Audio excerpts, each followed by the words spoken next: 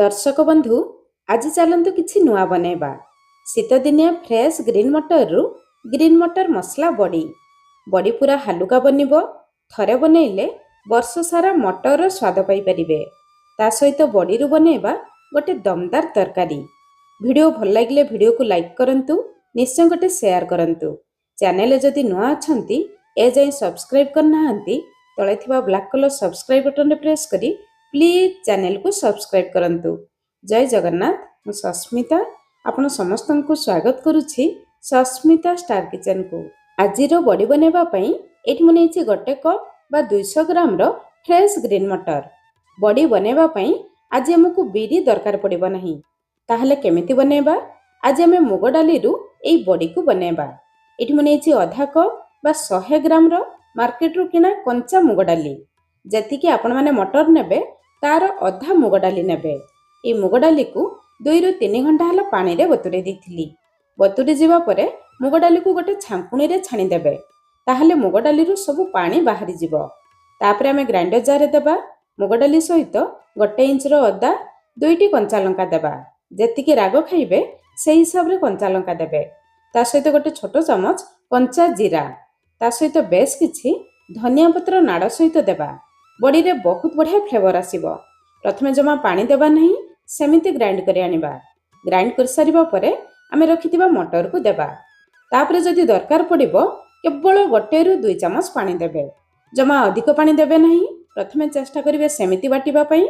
जदि दरकार पड़िबो 1 रु 2 चमच पानी देबे। एतिकी मुग डाली आ मटर को बाटिबा पई केवल मु 2 चमच पानी व्यवहार करली। तापरे मटर बटा को गोटे बड़ जागा को देबा। स्वाद अनुसार लुण देबा। किछि लोक बड़ी बनेबा समय लुण दियंती नहीं। जदि आपण माने दउ नथुबे ताहले देबे नहीं। तापरे आधा छोट चमच हिंगु देबा। हिंगु देले बड़ी बहुत दिन पर्यंत रहिबो। बड़ी रे जमा भी पोक लागिबो नहीं। तापरे सब जिंस को भलो भाबरे फेंटिबा। फेंटिबा समय रे 2 बड़ चमच धळा राशि देबा। अल्प धळा राशि देले बड़ी खाइबा पई बहुत बढ़िया लागिबो। तापरे सब जिंस को 2 रु 3 मिनिट पर्यंत भलो भाबरे फेंटिबा। जते भलो भाबरे फेंटिबे बड़ी सेते हालुका हेबो। 2-3 मिनिट परे एठी देखंतु मटर आ मुग डाली बटा टिके हालुका हो जाइछि। बड़ी बनेबा पई आपण माने स्टील प्लेट नहले एमिति जाली नहले प्लास्टिक नै परिबे। जेउथिरे आपण मानकु सुविधा लागिबो सेइथिरे बने परिबे। स्टील प्लेट ऊपरे अल्प तेल लगेबा। बड़ी प्लेट रु सहजरे बाहरी आसीबो। सेमिति जाली ऊपरे भी अल्प तेल लगेबा। आज हमें हाथ न लगेई सबुठु सहज उपाय रे फटाफट बड़ी बनेबा। ता पई एमिति गोटे प्लास्टिक पैकेट नेबा। आपण चाहिले क्षीर पैकेट नहले तेल पैकेट भी नै परिबे। तापरे रखितिबा मिक्सचर को पैकेट भितरे भर्ती करिबा। तळको भलो भाबरे टैप करिबा। तापरे हाथ रे मुठा करी धरिबा। आपण माने प्लास्टिक ऊपरे रबर बैंड लगे परिबे नहले एमिति क्लिप भी लगे परिबे। जेमिति सुविधा सेमिति धरिबे। मु किंतु हाथ रे मुठा करी धरिली। तापरे तळपटरू अल्प काटिबा। छोट साइज रे काटिले छोट छोट बड़ी बाहरिबो। छोट बड़ी सुखिबा पई कम समय लागिबो। बड़ बड़ी कले बड़ी को सुखिबा पई टिके अधिक समय लागिबो। तापरे बास प्लास्टिक को ऊपर मुठा करी धरिबे। तळपट को प्रेस करी चलिबे। देखिबे बहुत सहज रे कम समय रे बड़ी बनि जिवो। हाथ भी देखंतु पूरा परिष्कार अछि। सेम प्रोसेस रे प्लेट रे भी बड़ी बनेबा।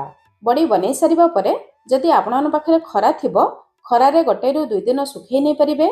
जदि खरा नथिबो फैन तळे 1 रु 2 दिन सुखै नै परिबे। एठी खरा रे मु 1 दिन सुखै नैथिली। 1 दिन परे देखंतु प्लेट रे थिबा बड़ी केते सहज रे उठी जाउछि। प्लेट रे जमा भी बड़ी लागि नाही। चलंतु जाली रे थिबा बड़ी को चेक करिबा। जाली रे देथिबा बड़ी भी देखंतु केते सहज रे बाहरी आसुछि।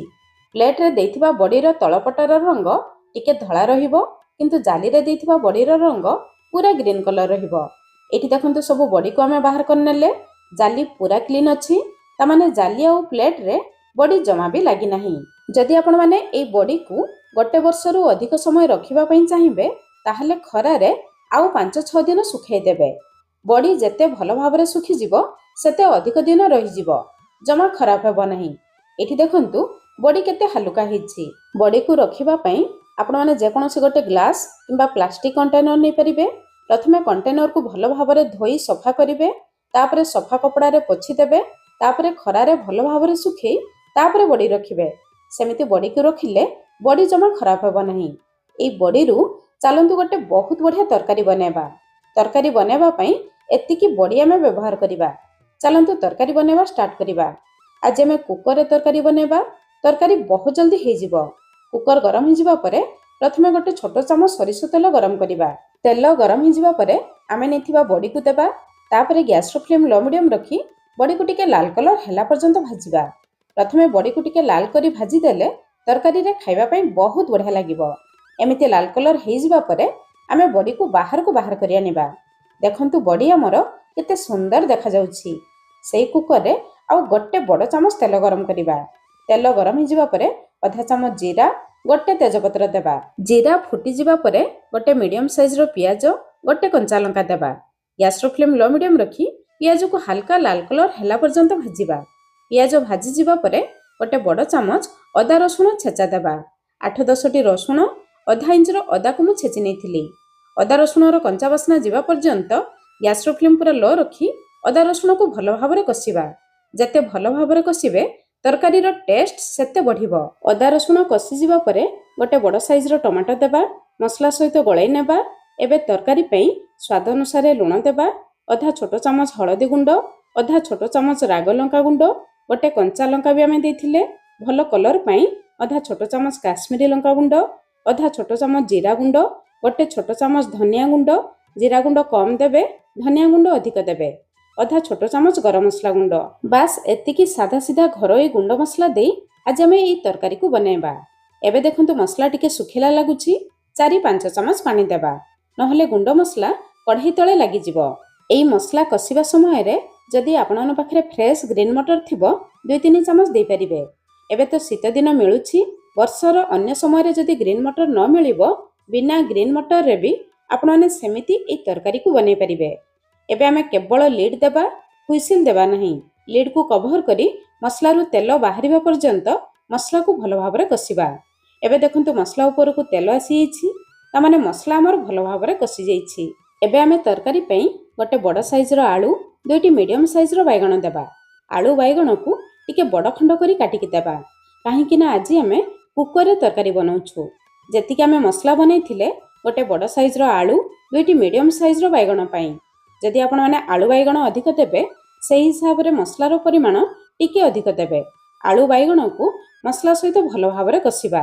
मसला सहित भलो भाबरे कसी जिबा परे भाजी रखिथिबा बड़ी को देबा। आलू बैगण भलो भाबरे कसी जिबा परे शेषरे आमे मटर बड़ी को देबा। बड़ी देबा परे आउ 1-2 मिनिट पर्यंत मसला सहित कसिबा। सब जिंस भलो भाबरे कसी जिबा परे तरकारी रे झोल पई 1.5 ग्लास पाखापाखी गरम पानी देबा। जमा ठंडा पानी देबे नहीं नहले बैगण रो कलर खराब हे जिवो। बैगण भी भलो भाबरे सिझी परिबो नहीं। पानी देबा परे गैस रो फ्लेम हाई रखिबा। पानी बहुत जल्दी फुटी जिवो। पानी थरे फुटी आसिले मीडियम फ्लेम रे केवल गोटे हुइसिल देबा।